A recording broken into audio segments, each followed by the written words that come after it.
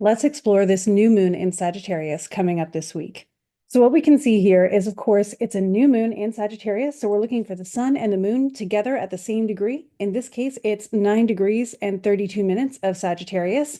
And the interesting about this aspect that's going on is that this new moon, of course, in Sagittarius is ruled by Jupiter. Jupiter rules the sign of Sagittarius. And in this case, what we find is Jupiter, the ruler of this lunation and sort of the indicator of the nature of it and how well the manager is able to handle the event, so to speak. Jupiter is in Gemini and is currently retrograde as well. And being opposite the sun is nearly at a point that we would call the curtailed passage of Jupiter's process of going around with the sun, the synodic cycle. So Jupiter is nearly halfway through his retrograde phase.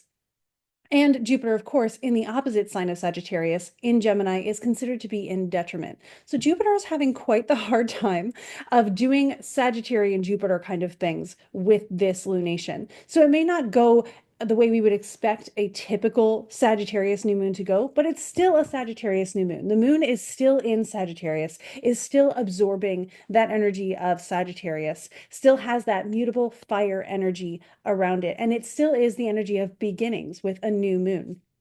This is starting, as all new moons do, a whole new year-long cycle that begins with the tone set in Sagittarius, will culminate in 6 months with the full moon in Sagittarius, and then we'll return again next year when we have our next new moon in Sagittarius. Each new moon does the same thing, and each full moon is the culmination of a new moon 6 months prior. Fun fact about astrology.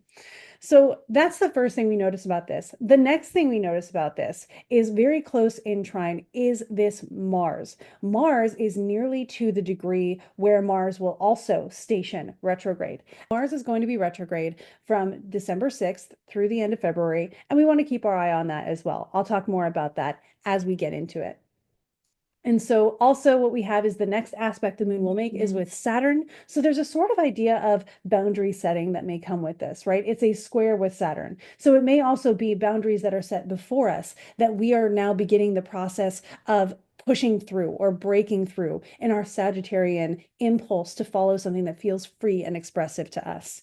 So my recommendation for this lunation is that we are finding freedom and new ideas for personal boundaries and to break through limitations that maybe we have put on ourselves or limitations that we do feel upon ourselves, wherever the source is that they came from.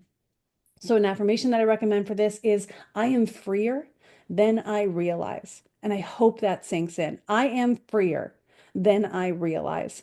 Ask yourself, what do I have control over? What choices am I able to make? How can I choose joy and focus on things that are expressive and creative for me? And how can I apply those to make sure that I am keeping my energy in a Sagittarian state of joy, freedom, expression, and those fiery things that come along with it so that no one can steal that from me? And then how do I use that to put it out there in the world and to explore and to add to other people's exploration as well?